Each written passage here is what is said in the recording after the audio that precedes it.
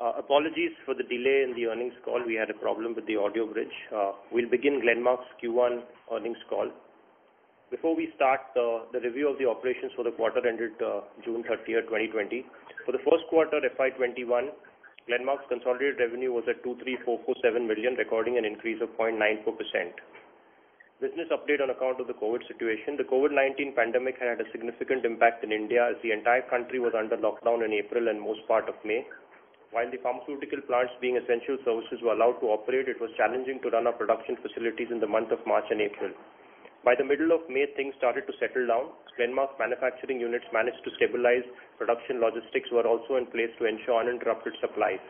Across all our markets, the operating environment demand improved in June compared to April-May as the lockdown was lifted in many countries. From June till date, India has seen a significant surge in COVID-19 cases. This is leading to increasing number of COVID-19 cases at our manufacturing facilities. At Glenmark, we have a strong commitment and robust processes to ensure employee safety in these challenging times. We have instituted stringent SOPs to protect employees and their families.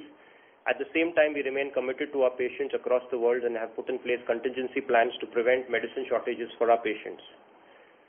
Over to the business. Gpl India Sales from the formulation business in India for the first quarter FY21 was 7798 million, recording growth of 3.68%.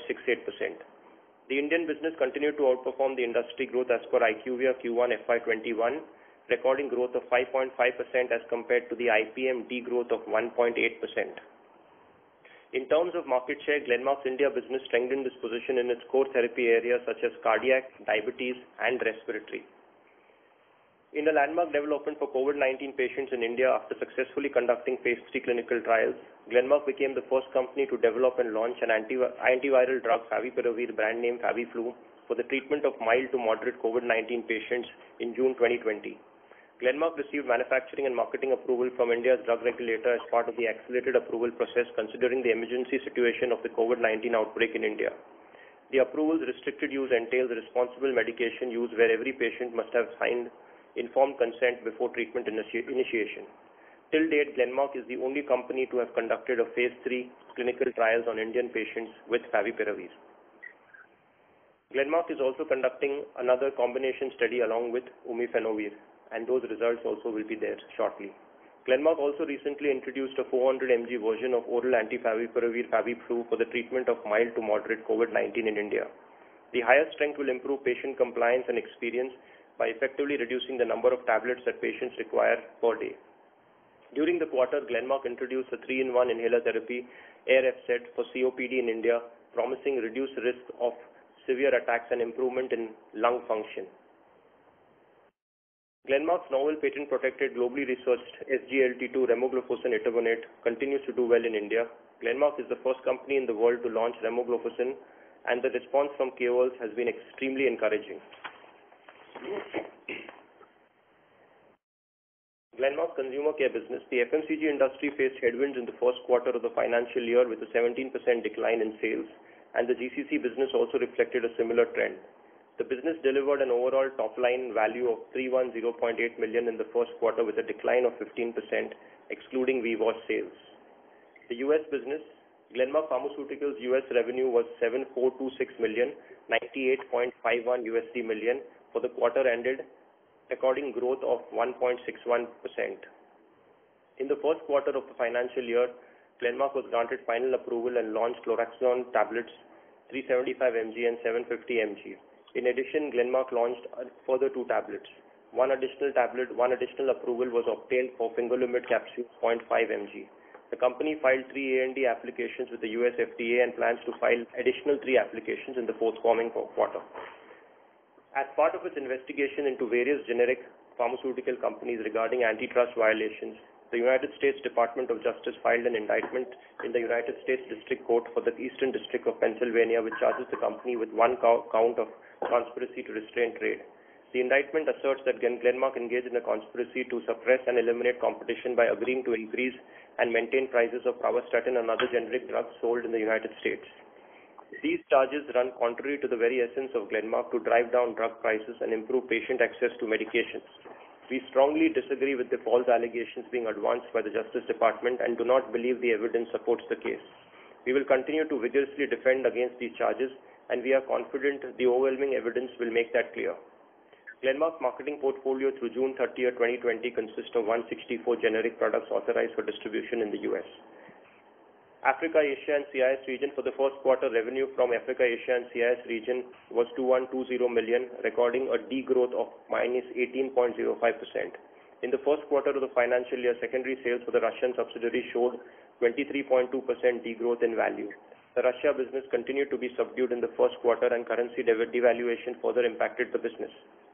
In the first quarter of the financial year, most of the Asian markets observed lockdown due to COVID-19, which impacted patient flow to the clinic or hospital OPD. Due to this, the Asia region continued to be under pressure, registering secondary sales degrowth of -9% for the first quarter of the financial year. The Philippines subsidiary, which is the largest, was impacted severely in terms of sales. The Africa region was also impacted due to the pandemic. Glenmark's Europe operations for the first quarter recorded growth of 12.77%.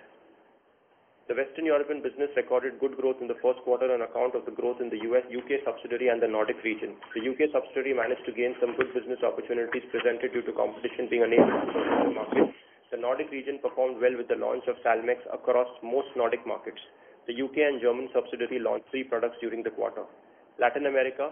Glenmark's revenue from its Latin America was at 658 million, recording degrowth of -18.89%. The Brazilian subsidiary recorded good growth in constant currency on account of the 3 in-licensed products. However, due to the lockdown, the Mexico subsidiary degrew by 33%, which impacted the performance in the region. Further, the performance in the region was impacted due to all currencies weakening in the quarter. Ryaltris nasal spray is the company's respiratory pipeline asset and is currently under review in the US FDA as a treatment for seasonal allergic rhinitis in the US. During the first quarter, Glenmark's partner Seqirus enabled the commercial launch of Ryaltris in Australia. Glenmark plans to initiate commercial launch in South Africa and Namibia in the second quarter of the financial year. Glenmark is also supporting its partner in South Korea, Yuan Corporation, to launch Ryaltris in early 2021. So far, Glenmark has received approval for Ryaltris in Australia, South Korea, Cambodia, Ukraine, Uzbekistan, Namibia, and South Africa. Glenmark's partner in China, Grand Pharmaceuticals, plans to submit an INDA in the third quarter of this financial year. A pre-IND meeting application was submitted to the CDE in the first quarter of the year. GBR 310, the company is in discussions with potential partners and is targeting to conclude a deal before initiating phase 3 studies. GRC 39815, this compound is currently in preclinical development and the company plans to initiate a phase 1 study shortly. Glenmark Life Sciences Limited GLS, for the first quarter, external sales from Glenmark Life Sciences was at 2348 million. Recording growth of 1.83%. The growth for the first quarter remained almost flat due to the initial impact on supplies due to COVID-19. The Indian market experienced strong growth at 19%, while the other regions had muted growth. Ichnos Sciences, for the first quarter ended June 30th, Glenmark invested 1734 million as compared to 1900 million invested in the corresponding quarter of the previous year. For further updates on the pipeline and the organization, please log on to www.ichnossciences.com. The pipeline for the first quarter of the financial year is published on the site. Just some notes before we open the Q&A. R&D expenditure for the quarter was 254 crores at 10.84% of sales. Forex gain in other income was to the extent of 40 crores in the first quarter. Gross debt was at 4851 crores as on June 30th, 2020 as compared to 4868 crores as on March 31st, 2020. Net cash was at 1249 crores as on June 30th, 2020. Net debt was at 3602 crores as on June 30th, 2020 as compared to 3758 crores as on March 31st, 2020. In constant currency, net debt was down by 180 crores as compared to March 31st, 2020. Inventory was at 2185 crores as on June 30th, 2020 as compared to 2136 crores as on March 31st. Receivables was at 2455 crores as compared to 2409 crores on March 31st. Payables was at 2055 crores as on June 30th as compared to 2126 crores as on March 31st. Total asset addition for the quarter was at 130 crores for the first quarter of this financial year. Before we open the floor for Q&A, we would like to introduce the members of Glenmark management. We have Glenn Saldana, Chairman and Managing Director, Glenmark Pharmaceuticals, V.S. Mani, Executive Director and CFO, Glenmark Pharmaceuticals, and Robert Crocard, Chief Commercial Officer, Glenmark Pharmaceuticals Limited. With that, we would like to open the floor for Q&A. Over to you, moderator. Thank you very much. Ladies and gentlemen, we will now begin the question-answer session. Anyone who wishes to ask a question may press star and one on their touchtone telephone. If you wish to remove yourself from the question queue, you may press star and two. Participants are requested to use handset while asking a question. Ladies and gentlemen, we will wait for a moment while the question queue assembles. A reminder to the participants, if you have a question, please press star then one on your touchtone telephone.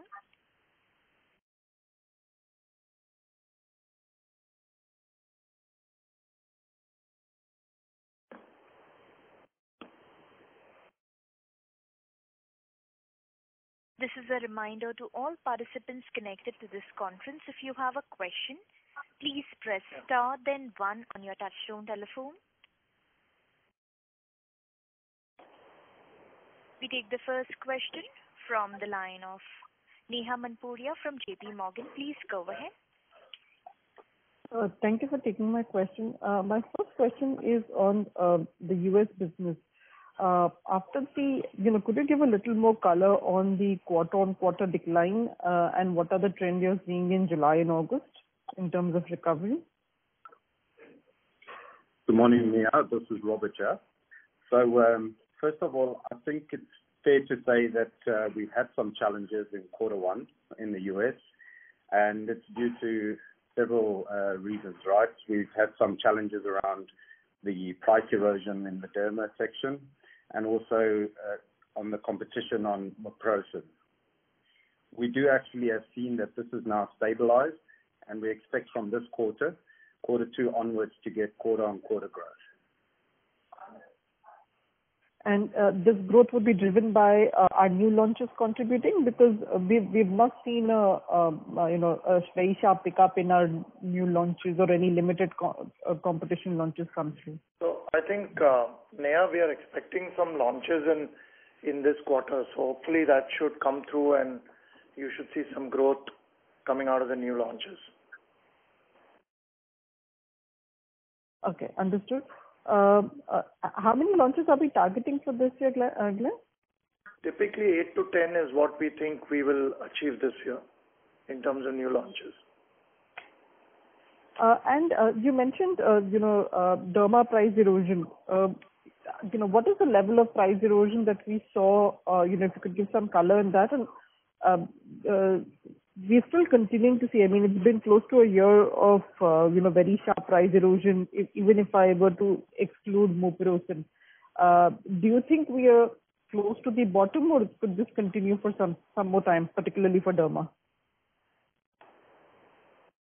So, Neha, we've seen it as pretty much as high as 15%, right? And however, we have seen this, we believe that this has now stabilized, and we won't see it as aggressive moving forward. The 15%, I'm assuming, obviously, is year on year. Exactly, year on year. Okay, understood. And my second question is on, the reduction in other expenses. If I were to strip out our R&D, obviously there is a very large reduction, largely because of lower spending, I'm assuming, in a branded market. How should we look at, our cost optimization efforts, keeping aside the, sort of one-time savings that we have seen in the first quarter? So, Neha, this is Mani here. So I think, if you look at it broadly, the SG&A expenses have come down quite substantially. But then again, over the last couple of years, we've been working a lot on the other expenses. So I think a substantial amount of this reduction, we should see it continuing into the coming quarters in the current year. So I think, in a way, we've been working on this for some time in terms of our indirect costs and our SG&A and etc. And now it's all the more focused and more driven towards being pretty lean and mean in terms of those expenses. Okay, so it's pretty much across the board. Okay, if you look at it. Mani sir, when you say substantial portion of this should continue, could you quantify that? 20%, 50%, what proportion in your view? Rather, Neha, the other way to put it is, we could look at our EBITDA as being close to 19 to 20%. So that's the better way to put it. So we see that, at least a good previous years or last quarters we used to be at about 16, 17. So we have seen a good expansion of 2 to 3% coming out of all this. Okay. So that's how I look at it. Okay, so you're saying on a sustainable basis, we can still do 19-20% EBITDA? We feel we feel very strongly about that, yeah. Okay, thank you so much. Thank you. Participants, if you have a question, please press star then 1 on your touchtone telephone. The next question is from the line of Nitin Agarwal from IDFC Securities. Please go ahead. Hi. Thanks for taking my question. Glenn, on the U.S. business, we've got now a pipeline, as you mentioned, of 44 ANDAs pending approval. Now, this is a reasonably thin pipeline if you're looking at about 10 new approvals sort of coming through every year, and especially in the context of how, where most of our peer set is sort of positioned right now. So where does U.S. U.S. generics fit in the overall scheme of things for Glenmark when you take a 3 to 5 year view of business? I think, Nitin, it continues to be an attractive business. It's not that we are taking our foot off the pedal or anything of that type. So we still see U.S. generics as a important piece of Glenmark going forward. I think the pipeline, specifically we've just become much more focused on products which are differentiated and which make a difference, right? I think it's more important to get the right products approved than file a host of products every year. So our view is a little different on how we look at the U.S. business and how we want to play the U.S. going forward. And in terms of growth on this business, we've been stuck in this $100 million plus or minus range for a while now on a quarterly basis. Where does this thing really end up? Do we see a meaningful accretion on it, or it's going to be stuff that is products which are getting eroded, getting replaced on a consistent basis, but we more or less stay around these levels? Is there a fair way to look at it? I think Q1 we've seen the bottom, Nitin. So from Q2 onwards, as Robert mentioned, you should see, Q over Q growth in the US business. And then I think on a sustained basis, a lot will depend on the new product approvals that we'll get to drive growth longer term. Yeah, go ahead. Sorry. On the other part which is earlier discussed around the cost reduction. So how should we look at R&D now? This is a first quarter where I don't know. So two things. One is these R&D cost reductions, were it partly influenced by the COVID sort of disruptions in terms of clinical trials and all not really going through, or how should we look at R&D, both innovation and generics, for the year going forward? So, Nitin, just to address it, even in the last call, we had said that we continue to focus on R&D, but we will be very, very careful about the way we spend, So we talked about 11-odd%. So we'll be somewhere there, We will not try and let it go up too much, okay? So, and obviously the proportion, what we normally do, 6-7% of basically the innovation and 4-5% of generics, that will continue. So, you might see a little bit here and there, but broadly we'll be there.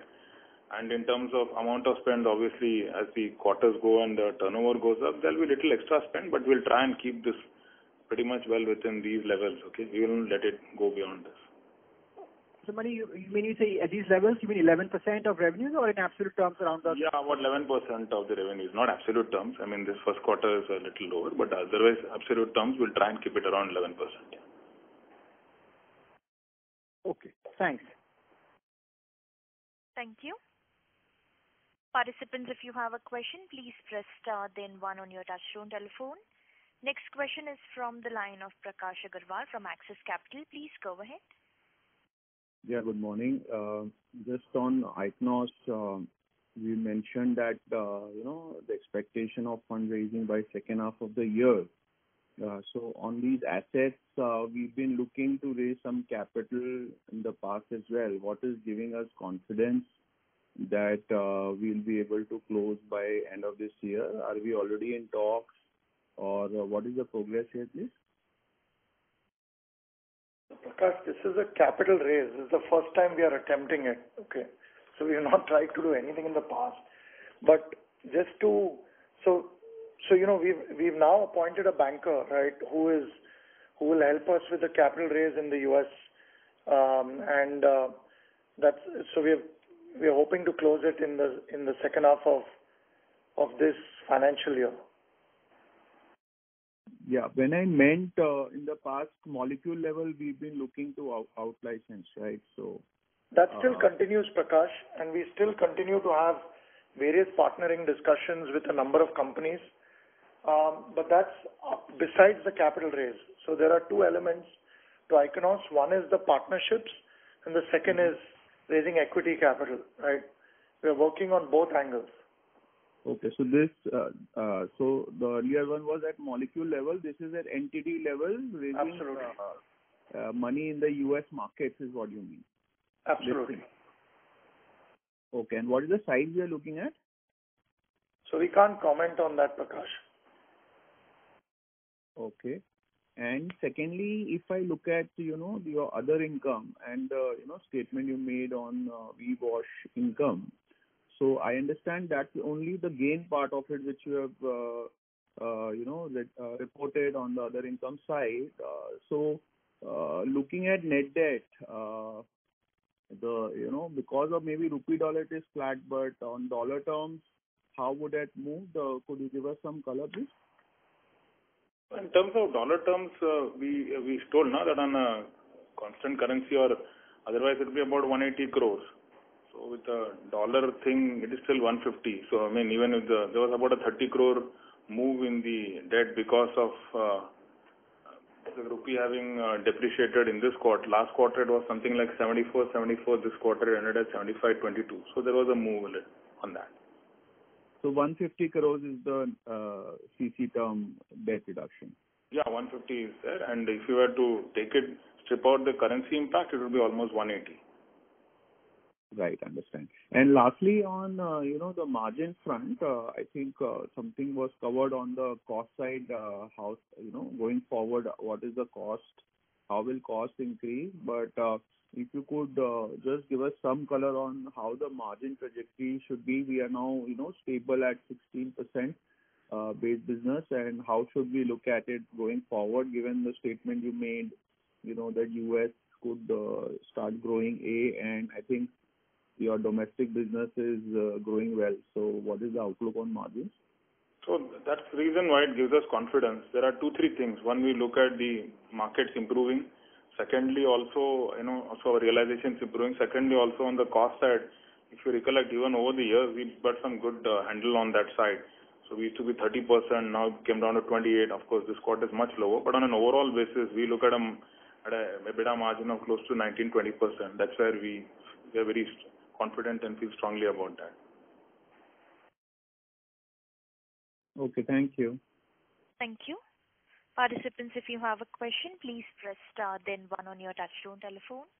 The next question is from the line of Shyam Srinivasan from Goldman Sachs. Hi, thank you for taking my question. Good morning. First one is on the India business. I think 4Q we had the benefit of stocking up. We have seen slight softish trends in the June quarter. Just want to understand on the path forward on the India business, how is, say, July, August kind of trending for you? Good morning. So in quarter one, we did the growth was close to the RTD, our growth course. Quarter two, we expect to outperform the market. And also, again, we're not quite sure. Robert, I think... Robert, your line is a little distorted. So I'll take that question. So Shyam, second quarter, obviously with the launch of FabiFlu, we are seeing a good run in the India business, right? And we think that will help Q2 onwards. Yeah, so Glenn, just on this Fabi, we have seen a lot of competitors also put in their, their offering to the market and prices which have kind of sharply come. I know you've launched also a better compliance version, but just can you walk us through, how large could this opportunity be? Anything that you could share on Fabi would be helpful, just to understand the addressable opportunity. Did you want me to give it a shot? Go ahead, Robert. Let's try again. Yeah, go ahead. If it doesn't work, just stop me, okay? Okay. So again, I think, we are truly excited about FabiFlu, right? And it's doing really well, and it's been a great story for Glenmark. It's at this stage, from a top line perspective, we are not 100% exactly sure where to take us, but for sure, we are very, very optimistic in terms of the year ahead. Okay. My second question is on Ryaltris. I believe you have responded to the CRL, right? The MD&A says there is some. It's currently under review. Is that understanding right? This is for the US. No, you said we have responded to the CRL, is what you're saying? Yeah, that's the question, Jason. Yeah. So Shyam, we have collected all the information. We have not yet, we are awaiting to hear from the FDA. We are all ready with it, but we are still awaiting to hear from the FDA. Okay, and is there any timelines that you would attribute to the Ryaltris in the US? I mean, it's a next calendar year event, Shyam. Mostly second half of next year. Calendar year. Got it. Thank you. And my last question is on the life sciences business. Given the kind of trends you have seen for some of the, the rest of the business, two parts to it. One is, what's the outlook for this business? Is it that we are doing a lot of insourcing for Glenmark Pharmaceuticals only, or how are you seeing third-party sales? And two, is there a possibility of the capital raise that was kind of probably put on the back burner? Would that come back on the life sciences side? Thank you. Sorry, can you just... So yeah, I mean, as far as Glenmark Life Sciences, I think there's no current plan to go out and raise any capital, right? That's been on the back burner and will continue to stay on the back burner. The second part of your question, I think I couldn't pick up. Can you just repeat that? Yeah. So, Glenn, just in terms of the API trend for the industry, has been quite strong. Yeah. So just want to see what you're seeing on third-party sales. Maybe many of them we are using for our own consumption, Glenmark Pharma consumption. Correct. Just wanted to understand how you're seeing your therapy areas on the API side. How are they kind of? Yeah, I think on the API side, Q1 was a soft quarter because on external sales, primarily because of a lot of our capacity has got utilized in manufacturing of Favi, right, for the launch. But I think Q2 we should be back in terms of seeing good growth coming out of the API side of the business. Thank you and all the best. Thank you. Participants, if you have a question, please press star then 1 on your touchtone telephone. Next question is from the line of Sayan Mukherjee from Nomura. Please go ahead. Yeah, hi, morning. Thanks for taking my question. So basically, I just missed the inventory number, if you can share that. And secondly, it seems that receivables have gone up, or working capital seems to have gone up despite, there is a meaningful, slowdown this quarter. Can you just explain that? Are there any stresses in receivables, etc.? No, I don't see any stress or anything. It's just quarter to quarter kind of thing, So I don't see it as such a big issue. And also inventory across the industry, everybody's seen some rises, okay? So it's not like, in fact, ours is a little lower. So I wouldn't put it beyond that. There's no stress in. And normally our receivables have always been pretty clean and we never had many issues. And what is the inventory number, sir? 2185 crores. Okay. And secondly, can you, give some detail on this VWash sale to Unilever in the quarter? I'm slightly confused in terms of, the consumer number that you've shared, that's 31 crore, right, in this quarter. That seems to be a lot down year on year, like around 40% down, and correct me if that number is right. So I thought like VWash sale happened only towards the end of quarter. So am I missing something here? I think the transition, Sayan, during the transition, right, because of the lockdown, right, there were sales which were slowed down in the quarter, right, because it was a transition to HUL, right. But I think going forward, sales will come back, right, on the GCC business. Okay. So this 31 crore number that we have for this quarter, do you think this will sustain, or like adjusted now next quarter onwards, VWash will not be there at all, or it will be more or less? Like how should we think about it? I mean, the portfolio without VWash is about a 140, 150 crore portfolio this year, right? Okay. So you should expect growth from next quarter. Absolutely. And can you share the amount of money we got from the sale of this VWash in this quarter? No, actually, Sayan, as per the agreement, we are not supposed to disclose the amount. So that's the reason why.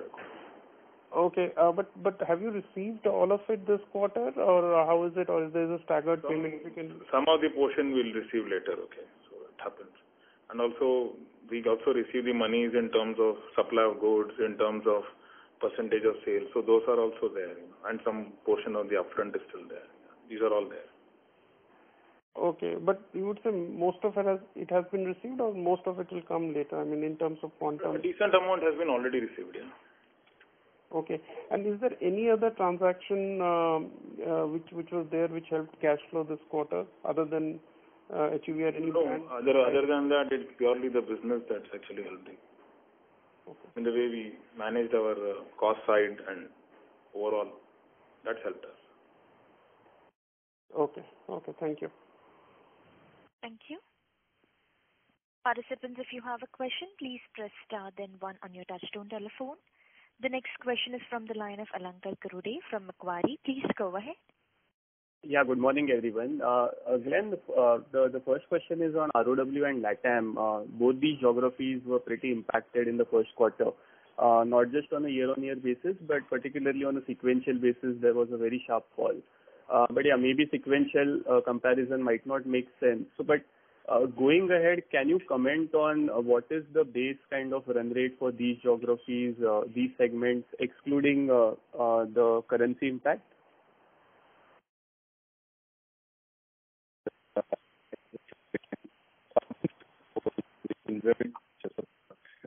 Robert, sorry, we can't hear you. I don't know whether Alankar, can you hear? Alankar, can you hear him?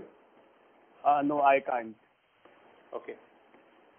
I think Glenn. Okay, so Alankar, Robert, I'll just take it because I think your line is a little distorted. I don't know why, but I think Alankar, just to answer your question on LATAM and ROW. See, in Q1 there were two major impacts, okay, that we saw in LATAM and ROW. One is the whole COVID situation, right? Was, because of the lockdowns, it was pretty severe in terms of sales drops in these geographies. Second is currency, right? So it was two hits that we took. From Q2 onwards, we see, both these geographies coming back. So you will see growth coming back from Q2 onwards, right? YOY growth, right? And sequential growth in both Latin America as well as in Europe. Understood. That's helpful, Glenn. And second question is on, so last quarter we had mentioned that we would be signing at least one out-licensing deal in the US in this fiscal. So are we on track as far as that is concerned? We still maintain that we're trying our best to close at least one out-licensing this year. Understood. Thanks, Glenn. All the best. Thank you. Reminder to the participants, if you have a question, please press star then one. The next question is from the line of Harit Ahmed from Spark Capital. Please go ahead. Hi. Good morning. So when you talk about the parent company's investment in Ichnos this quarter, so 175 crores for this quarter, trying to understand the cash burn a little better. Is this investment corresponding to the R&D spend at Ichnos, or is there a component of SG&A that is being funded? No, there's no SG&A or anything. It's purely the R&D effort, that's it. Okay. And then on Glenmark Life Sciences, the external sales growth of 2% this quarter. Quite a few API players have commented on greater demand as customers diversify from China. Did we see some of that queries on account of that? And do you think this China plus one strategy will be a driver for the API business? So I think, can you just repeat the question again, please? So a lot of API players have commented that their customers are trying to diversify their sourcing away from China to some extent. Are we seeing some of that? And do you think this can be a driver for Glenmark Life Sciences? Sure, absolutely. I think going forward, even otherwise also people, those who were, backward integrated have always looked at it, and now there is a good opportunity. So I think all of us look at it that way, okay? Okay. And finally, any update on the warning letter at Baddi? Have we received any communication from the FDA on a... We are still working on a resolution there. Okay. That's all from my side. Thanks. Thank you. Participants, if you have a question, please press star then 1 on your touchtone telephone. The next question is from the line of Jigar Shah from Maybank. Please go ahead. Yeah, hi, good morning, and congratulations for a good set of numbers. My question pertains to the ICNOS ICNOS research activity. The position generally Glenmark has taken over the years is fairly, if I may say, contrarian in terms of a lot of NCE expenditure. Now, given this COVID situation, suddenly everybody has realized that basic research will be very important. So do you think that really helps our plan to better capitalize this activity? No, look, see, ICNOS is a cutting-edge biotech company, right, which is doing cutting-edge research in the US, Switzerland, and various geographies.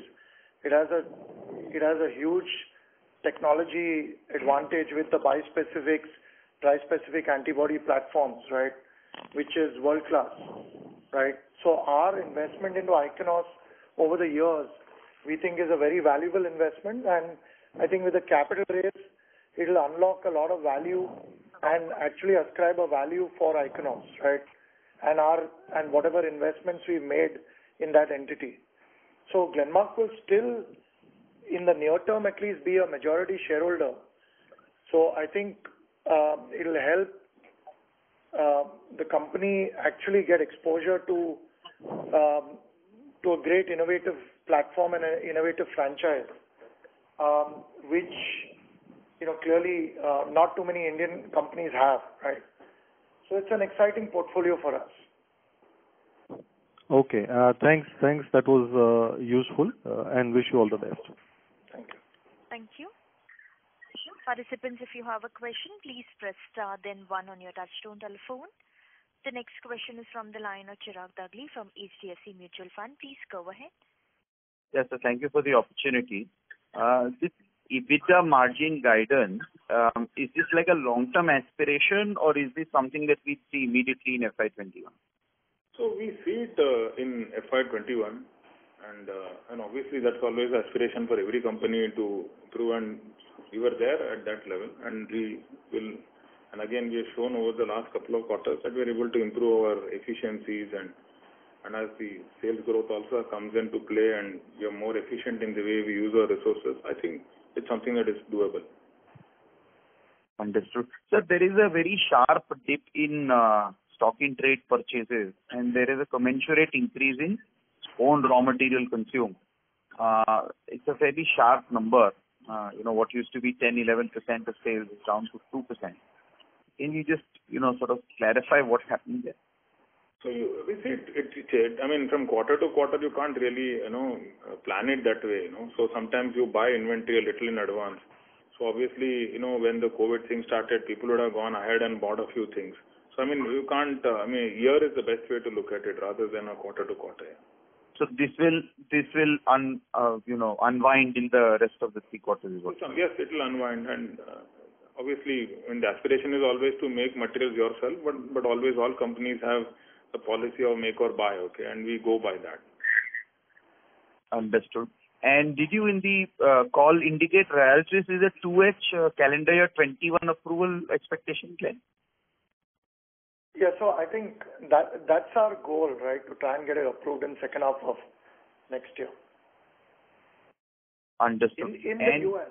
So Chirag, just to clarify, Look, Ryaltris will contribute in FY22 quite substantially because of all the approvals that we've got already, right? So be it Australia, South Africa, and various geographies. We also expect Europe we filed, right? So end of this year, FY21, we will start seeing European approvals coming through. So FY22 should be a good year for Ryaltris overall. But the US approval we anticipate will get pushed out to, second half of calendar 22.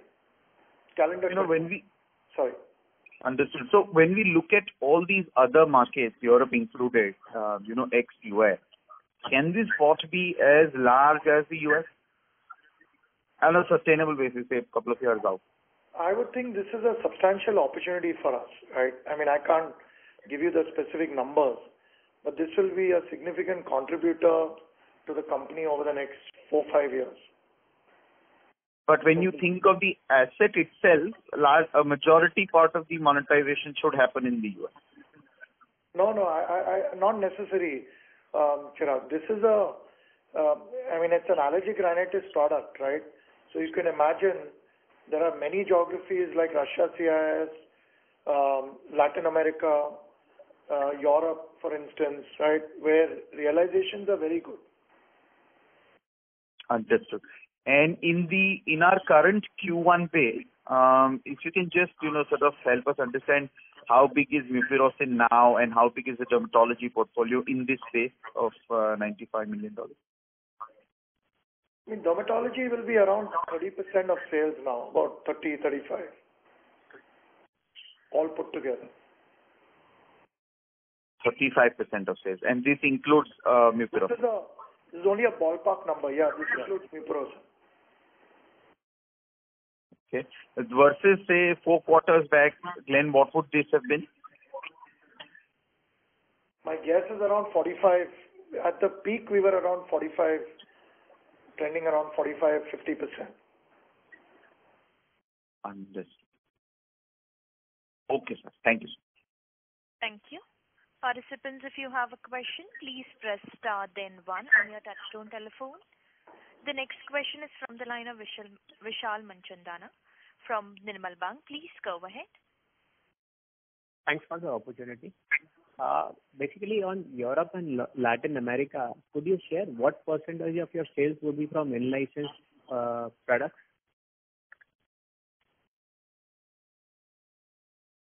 So if you take Europe, roughly about 40-45% would be all in-licensed products, yeah? And Latin America? Latin America also, it will not be that much. It will be around 25% max. Okay. And we continue to spend on intangibles every year. Basically, that is, as I understand, is in-licensing of products. So basically, want to understand what would have been the cumulative investment into intangibles related to in-licensing of product opportunities? So a substantial amount of our whatever intangibles we have gone into basically in-licensing of products. So, I mean, on a yearly basis, normally we do about 200 odd crores, and that's where we are, and that's how we have grown our business well there.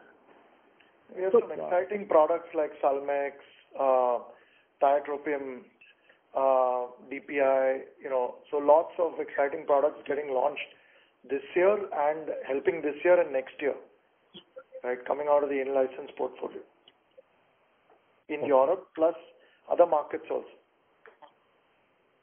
Okay, thank you. And just one more on the Monroe facility, is all the costs into the structure now, or there are still operational costs being capitalized? Basically, now the oral solids has gone online, so that's basically a write down. So, and the rest of them, the injectable will happen sometime in the coming quarters, and only the nebulizer will be left out. That's it. But a large amount will start getting operationalized in the current year itself. And we'll still be able to do the guided numbers on EBITDA margin around 18-19%. Yeah, definitely. Okay. And just what was the capex during the quarter? Total asset additions was 130 crores. Okay. Thank you. That's all from me. Thank you. Participants, if you have a question, please press star then one on your touchtone telephone. The next question is from the line of Damayanti Kerai from HSBC. Please go ahead. Yeah, hi, good morning. Thank you for the opportunity. Just coming back on Monroe. So, you just mentioned you should be launching large part of products this year. So, we should expect cost break-even to happen this fiscal year itself. Is that the correct assumption? See, Damayanti, the way to look at it is we'll operationalize it completely, and we'll also look at how the products take off, etc. So I think normally the first year of any plant being launched, especially US, etc., you need to get a sense and a handle on that. We believe we have some decent products lined up. So as the year goes by, it will be a better position to really, to give a fix how quickly we'll break even completely. But we are very excited about this opportunity. Okay. In terms of launches, we should be making substantial progress. That should we take, and then as the sales pick up, we should look at the cost coverage part also. Exactly. Yeah. Okay. And just a clarification on the US generic pricing erosion. So, are we seeing, I'll say, severe pricing pressure across the portfolio, or it's more on the derma side, and then we have kind of stabilized pricing for the OST part? I think the rest of the portfolio is stabilized, okay, right? It's only the derm where we saw significant erosion, and I think that also was in Q1. From a Q2 onwards, we think, you should have stable price erosion going forward. Okay, and I understand first quarter derm sales obviously were impacted due to COVID lockdown and all. So in the US now we should be seeing pickup happening, right? And okay, so by second half we should be broadly back on the normal course of operation. Absolutely. Okay. And a final comment on the debt reduction part, 180 crore in constant currency this quarter. So how should we look for the full year? And if you can talk about your target in longer term. So, Damayanti, the way we look at it, we see a reduction quarter on quarter. So we'll see, and as the business also improves, we should see it. I mean, difficult to put numbers, but I think we definitely see a very positive way of looking at this overall. Okay, so mostly debt reduction coming from the cash from our operation. There may be little contribution from some asset sale or some other opportunities. Yeah, going forward, definitely it will be more from the business side and the cash to the business generated. That should help us too. Okay, thank you. Thank you for clarification. Thank you. A reminder to the participants, if you have a question, please press star then one on your touchtone telephone. The next question is from the line of Nitin Agarwal from IDFC Securities. Please go ahead. Hi, thanks for taking my question. Just on capex, Mani, where should we see capex for the year now and next year? Any broad guidance on that? Yeah, as we had guided, we are hoping to keep it at about all in all, I mean, the highest would be around 700 crores or so, or little more thereabouts, I mean, it will be much lower than the years that we went through, so we'll be somewhere there. Including the intangibles? Yeah, including all of it. And I think I had guided in the last call about 700 to 800. We'll try and keep it on the lower end. We'll see. And this is where it should stay in the coming years, or in the next couple of years also around these levels? I would assume so, yeah, Nitin, because we also want to be quite tight on the way we do things. Okay, that's helpful. And secondly, Glenn, on FabiFlu, any perspectives on global supply opportunity on this product? So right now it's small, Nitin. We are, looking at export opportunities, but it's relatively small. And lastly, on EU, how should we look at? It's been a very steady performer over the last few quarters now. How are we? And so where are we on the whole inhaler scale up there? And how should we see this business now, say this year and next year? Robert, you want to try again? Sorry, I didn't. Yeah, I can. Can I just get the question again, please? Nitin? Yes, so I was asking around the European outlook for the business outlook for the European business this year and next year, and how is the whole inhaler scale up playing out for us? Okay, thank you. Thanks for the question. So yes, I think if you look at this coming quarter two, we do expect a softer, potentially weaker quarter, due to one of our products, the Torvaquin Progranil, which has been impacted through the travel restrictions that we have across Europe. However, we are still optimistic that we will continue to grow in high single digit, potentially low double digits for the year ahead.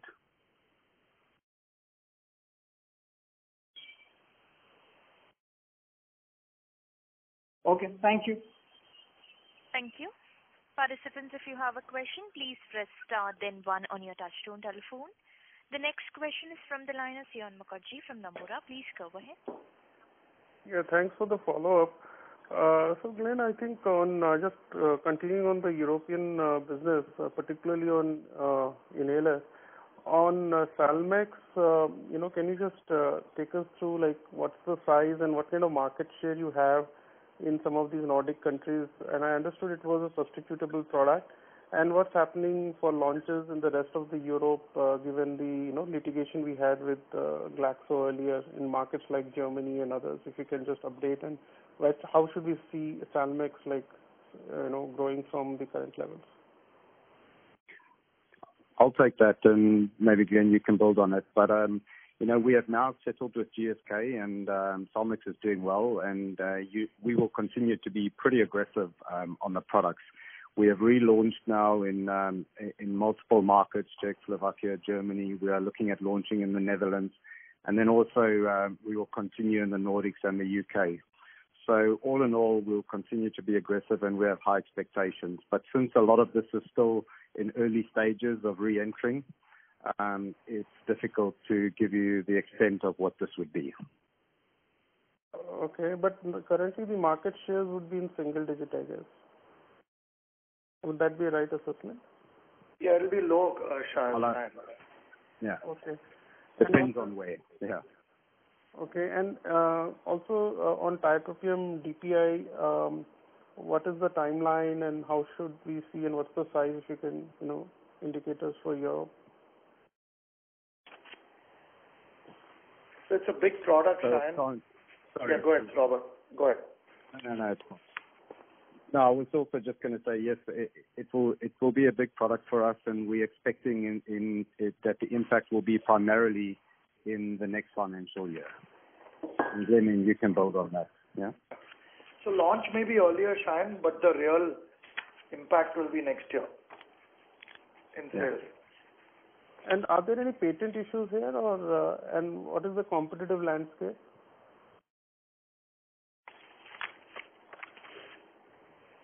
So it's hard to comment on patent issues, Shayan. Competitor landscape, obviously, we probably will be first generic again, like Salmex, right, with the DPI version. Okay. Okay, thank you. Thank you. We take the last question from the line of Chirag Dagli from HDFC Mutual Fund. Please go ahead. Yes, sir. Thank you for the opportunity. So is there a timeline that you want to share with us on the Ichnos capital raise? So, Chirag, we've started the process. We've appointed a banker, and we've just initiated talking to investors, right? And but we've clearly said that we're giving ourselves till the second half of this year, this financial year, to close it. Okay. And what was the operating cash flow for the first quarter? So, in terms of operating cash flow, we've seen an EBITDA, right, for 78 crores. And obviously, we had basically the interest cost of about 80 crores, cash tax of about 120 crores, and some increase in basically the working capital and the capex of 180 crores. Yeah. So broadly, it kind of trends towards the 180 crores of the improvement in the debt is what is there. Okay. Is there a tax rate guidance, both P&L and cash flows that you want to share, sir, for full year? Broadly, it will be about 28-29%. Yeah. And the cash tax will also remain similar? Broadly, yes. Give and take a percentage up or down. Yeah. Understood. All right, sir. Thank you so much. Thank you. Well, ladies and gentlemen, that was the last question for today. I would now like to hand the conference over to Mr. Jason D'Souza for closing comments. Thank you, moderator. We just read the disclaimer. The information, statement, and analysis made during this call describing company's objectives, projections, and estimates are forward-looking statements and progressive within the meanings of applicable security laws and regulation. The analysis contained herein is based on numerous assumptions. Actual results may vary from those expressed or implied depending upon economic conditions, government policies, and other incidental factors. No representation or warranty either expressed or implied is provided in relation to this presentation. This presentation should not be regarded as by recipients as a substitute for the exercise of their own judgment. With this, we end Glenmark's Q1 earnings call. Thank you, everyone. Thank you.